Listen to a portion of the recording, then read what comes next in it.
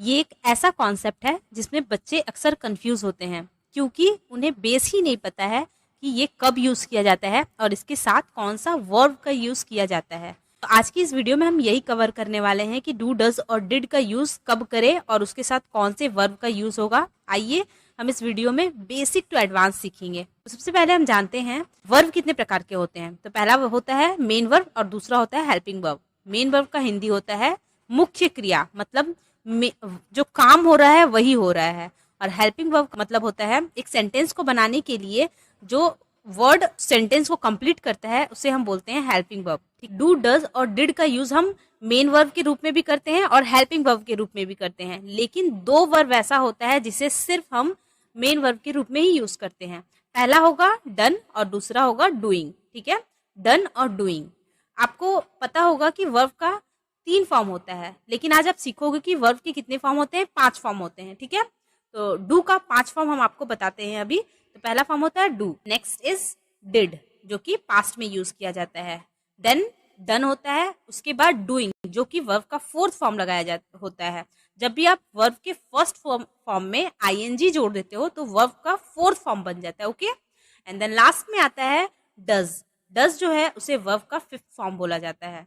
तो आइए आज के वीडियो में हम ये कंप्लीट तरीके से सीखते हैं डू, डज और डिड का यूज कब करे, कहाँ करे और इसके साथ कौन से वर्ब का यूज करे, किस वर्ब का यूज नहीं करना चाहिए। आइए वीडियो को स्टार्ट करते हैं। और एक बात हमेशा याद रखिएगा कि डू, डज और डिड के साथ हमेशा ही वर्ब का फर्स्ट फॉर्म लगता है। फर्स्ट फॉर्म मतलब वर्ब का जो पहला फॉर्म होता है वो लगता है। एक बार फिर से सुनिए, डू, डज और डिड के साथ हमेशा वर्ब का फर्स्ट फॉर्म लगता है। वैसे ही वी, हैव और हैज के साथ हमेशा ही वर्ब का 3rd फॉर्म लगता है। ठीक है, जैसे कि आप लोगों ने टेंस बनाते समय मैंने आपको बताया था कि हैव और हैज के साथ हमेशा ही वर्ब का 3rd फॉर्म लगाना है। वैसे ही मैंने आपको सिंपल प्रेजेंट टेंस में भी बताया था कि डू और डज के साथ हमेशा ही वर्ब का 1st फॉर्म लगता है, और सिंपल पास्ट टेंस में बताया था कि डिड के साथ हमेशा ही 1st फॉर्म लगता है।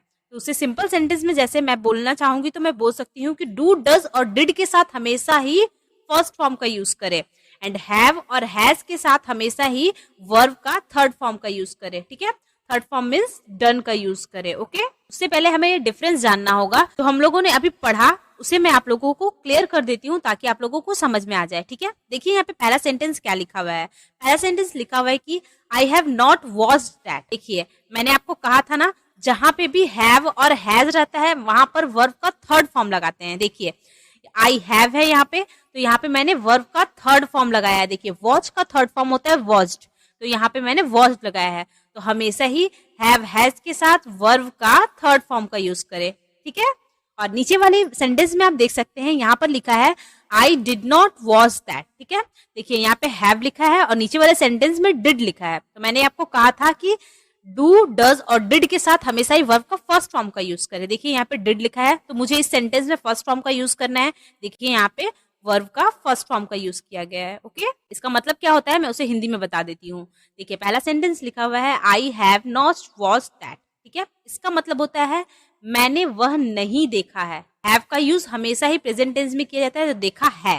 ठीक है यहाँ पे लगा है, मतलब ये अभी का बात कहा जा रहा है कि मैंने वह नहीं देखा है। ठीक है, और जो नेक्स्ट सेंटेंस है उसमें जो लिखा हुआ है उसमें लिखा हुआ है I did not watch that. इसका हिंदी मीनिंग होता है मैंने वह नहीं देखा, मतलब ये पास्ट की बात कही गई है कि मैंने पास्ट में ऐसा नहीं देखा है। अगर प्रेजेंट का बात हो रहा है तो हैव लगाना है, हैव के साथ वर्ब का 3rd फॉर्म आएगा। डू, डज, डिड रहे तो हमेशा ही वर्ब का 1st फॉर्म का यूज करें। ये रूल हमेशा ही याद रखिएगा, ये कभी भी आपका गलत नहीं साबित होगा।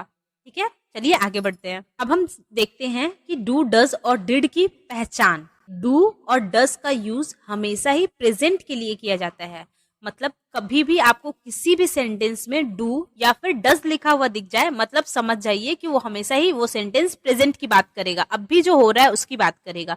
बट अगर सेंटेंस में डिड का यूज किया हुआ है तो मतलब समझ जाइए वो सेंटेंस पास्ट के बारे में आपको बता रहा है। इससे क्या हम सीखते हैं कि डू, डज लिखा रहेगा तो प्रेजेंट हम समझेंगे कि वो प्रेजेंट का बात कर रहा है, और अगर डिड लिखा रहा तो हम समझ जाएंगे कि वो पास्ट की बात करने वाला है। ठीक है, तो देखिए हम देखते हैं कि डू कहाँ पे लिखा रहेगा, डज कहाँ पे लिखा रहेगा और डिड कहाँ पे लिखा रहेगा। ये आपको याद करना पड़ेगा, वैसे आप पढ़ते पढ़ते समझ जाएंगे। तो देखिए डज का यूज कब किया जाता है। सबसे पहले अगर हम डज का यूज सीख जाएंगे तो डू का यूज कहाँ पे होता है वो हम ऑटोमेटिक समझ जाएंगे। ठीक है, तो डज का यूज किया जाता है ही, सी, इट और किसी नाम के साथ, जैसे कि राम, श्याम, सीता, गीता, इसके साथ हम क्या यूज करेंगे, डज का यूज करेंगे। ठीक है, ही, सी, इट और किसी के नाम के साथ हमेशा ही डज का यूज करते हैं, क्योंकि ये थर्ड पर्सन सिंगुलर सब्जेक्ट है। ओके, मैं आपको बता देती हूँ, टोटल 3 टाइप के पर्सन होते हैं, first person, second person and third person. First person होता है आई और वी। ठीक है, दो ही चीज हमेशा फर्स्ट पर्सन होता है, आई और वी। सेकंड पर्सन होता है यू। ठीक है, और थर्ड पर्सन में आता है ही, सी, इट और दे। ठीक है, तो यहाँ पर मैं थर्ड पर्सन की बात करूंगी। थर्ड पर्सन में ही, सी, इट और किसी का नाम आ जाएगा, तो वहां पे मैं हमेशा ही डज का यूज करूंगी। बाकी कहीं पे भी अगर प्रेजेंट की बात कही गई है तो वहां पर मैं डू की यूज करूंगी। ओके, अगर प्रेजेंट की बात कही गई है और ही, सी, इट और किसी का नाम अगर सेंटेंस में लिखा है तो वहां पर आंख बंद करके आप डज लगा सकते हैं। लेकिन अगर प्रेजेंट की बात कही गई है बट ही, सी, इट नहीं है, इसको छोड़कर कुछ भी है, जैसे कि फर्स्ट पर्सन अगर प्लूरल में अगर कुछ बचा हुआ है, मतलब क्या बचा हुआ है, दे, तो दे के साथ हमेशा ही डू का यूज करें। मतलब फर्स्ट पर्सन में क्या आता है, आई और वी, सेकंड पर्सन में क्या आता है, यू, और थर्ड पर्सन प्लूरल क्या हो जाएगा, दे। मतलब आई, वी, यू और दे, इसके साथ हमेशा ही डू का यूज करें। ओके, नेक्स्ट आता है डिड। डिड का यूज हम कब करते हैं, डिड का यूज हमेशा ही पास्ट में करते हैं। अब वो हम सबके साथ डिड का ही यूज किया जाता है अगर पास्ट का सेंटेंस है, जैसे कि ही, सी, इट किसी के नेम के साथ, आई, वी, यू सबके साथ ही डिड का यूज करें। अगर डिड लिखा हुआ है मतलब समझिए वो पास्ट की बात कर रही है। ठीक है, कंफ्यूज मत होइएगा। अगर किसी सेंटेंस में डू, डज के साथ हैव का यूज मिल जाए तो मतलब समझ जाइए किसी भी चीज पास होने की बात कही जा रही है। जैसे कि आपको अगर बोलना है मेरे पास पेन नहीं है, तो आप क्या बोलोगे, I do not have a pen. Okay, I के साथ मैंने क्या कहा था, आई के साथ डू का यूज करना है। डज का यूज कब करना है, ही, सी, इट और किसी के नाम के साथ। तो अगर मैं बोलना चाहूंगी कि मेरे पास पेन नहीं है तो मुझे बोलना होगा I do not have pen. तो आई के साथ किसका यूज करेंगे, डू का यूज करेंगे। मैंने कहा था ना, ही, सी, इट और किसी के नाम के अलावा अगर कुछ आ जाए तो वहां पे डू का यूज करना है। तो मैं बोलना चाहती हूँ कि मेरे पास पेन नहीं है, तो मैं लिखूंगी आई डू, आई के साथ डू लगाएंगे। ओके, आई डू नॉट, अगर डू के साथ अगर हैव का भी यूज आ जाएगा तो मतलब किसी चीज के पास होने की बात कही गई है। अगर मैं बोल रही हूँ I do not have a pen, तो मतलब मेरे पास पेन नहीं है, मेरे पास की बात कही जाएगी, तब हैव का यूज करेंगे। ओके, नेगेटिव हो या फिर इंट्रोगेटिव। अब आप बोलेंगे नेगेटिव क्या होता है, नेगेटिव सेंटेंस वह होता है जब भी किसी सेंटेंस में नो, नॉट का यूज किया जाता है। ठीक है, और इंट्रोगेटिव सेंटेंस वह होता है जिसका आंसर आप यस या नो में दे सकते हैं। ओके, तो इंट्रोगेटिव सेंटेंस यस और नो में अगर आप आंसर दे सकते हैं तो उस सेंटेंस को हम इंट्रोगेटिव सेंटेंस बोलते हैं। और अगर किसी सेंटेंस में नो, नहीं इस टाइप का वर्ड्स का यूज किया गया है तो उस सेंटेंस को नेगेटिव सेंटेंस बोलते हैं। चलिए इसे मैं आपको समझा देती हूँ। जैसे कि अगर आपको बोलना है क्या तुम्हारे पास गाड़ी है, तो देखिए यहाँ पे पास होने की बात कही गई है। ठीक है, तो क्या तुम्हारे पास गाड़ी है, क्या से क्वेश्चन है, तो आप इसका आंसर हाँ या ना में दे सकते हैं। मतलब ये इंट्रोगेटिव सेंटेंस है। ओके, क्या तुम्हारे पास गाड़ी है, तो उसे हम इंग्लिश में बोलेंगे do you have a car. देखिए यहाँ पे यू है तो मैंने बताया था यू के साथ डू का यूज करें। ही, सी, इट और किसी के नाम के साथ ही हमेशा डज का यूज किया जा रहा है। प्रेजेंट है, देखिए ये प्रेजेंट है, तो अगर उसके अलावा कुछ होता है तो डू का यूज करना है। तो देखिए सेकंड पर्सन है, यहाँ पे मैंने डू का यूज किया है। ठीक है, डू यू हैव का यूज हो रहा है। अगर डू और हैव दोनों साथ में आ जाए तो मतलब कोई चीज के पास होने की बात कही गई है। Do you have a car, यहाँ पे पूछा जा रहा है क्या तुम्हारे पास गाड़ी है, do you have a car question mark. क्या तुम्हारे पास यह किताब है, देखिए यहाँ पे पास होने की बात कही गई है, मतलब यहाँ पे हैव का यूज करना है। और सेंटेंस क्या से शुरू हो रहा है, मतलब ये इंट्रोगेटिव सेंटेंस है। ओके, इसे हम इंग्लिश में कैसे बोलेंगे, देखिए उसकी बात कही गई है, मतलब या तो वो लड़का हो सकता है या लड़की हो सकती है। सेंटेंस को मैंने लड़का समझ के बनाया है, तो इसलिए यहाँ पे मैंने ही का यूज किया और ही के साथ हमेशा ही डज का यूज करना है, मैंने आपको पहले बताया था। ठीक है, तो मैं इसे क्या बोलूंगी, does he have this book, क्या उसके पास यह किताब है, does he have this book. Next sentence जो है वह है क्या तुम्हारे भाई हैं, क्या तुम्हारे भाई हैं, तो ये भी एक इंट्रोगेटिव सेंटेंस है क्योंकि इसका आंसर मैं यस या नो में दे सकती हूँ। ओके, तो तुम्हारे के साथ मतलब यू है, यू के साथ मुझे डू लगाना पड़ेगा। Do you have a brother, pass होने की बात कही गई ना, क्या तुम्हारे पास भाई है, मतलब तुम्हारा भाई है, तो मुझे हैव लगाना पड़ेगा। Do you have a brother. Next sentence जो है वह है सीता के पास गुड़िया नहीं है। देखिए यहाँ पे नेगेटिव सेंटेंस की बात कही गई है। मैंने कहा था ना, नो, नहीं अगर किसी भी सेंटेंस में यूज किया हो मतलब वो नेगेटिव सेंटेंस है, वहां पे आप हैव का यूज करेंगे। Sita does not have a doll. Okay, तो सीता है, सीता के साथ मुझे डज लगाना पड़ेगा और ये एक नेगेटिव सेंटेंस है क्योंकि नॉट का यूज किया गया है, तो मुझे हैव भी लगाना पड़ेगा। ओके, तो आपने सीखा कि डज के साथ हैव अगर रहेगा तो वो सेंटेंस क्या हो जाता है, पास होने की बात कही जाती है। और ये हैव तभी लगेगा जब वो सेंटेंस नेगेटिव हो या फिर इंट्रोगेटिव हो। ठीक है, उसके पास कार नहीं है, उसके पास होने की बात कही गई है और ये एक नेगेटिव सेंटेंस यहाँ पे नहीं का यूज किया गया है। ठीक है, तो यहाँ पर मुझे हैव भी लगाना पड़ेगा, नॉट भी लगाना पड़ेगा। ओके, और उसके बात कही गई है, मतलब ये लड़का हो सकता है या फिर लड़की हो सकती है, तो मैंने ये लड़का मानकर बनाया है ही, और ही के साथ हमेशा डज का यूज करेंगे।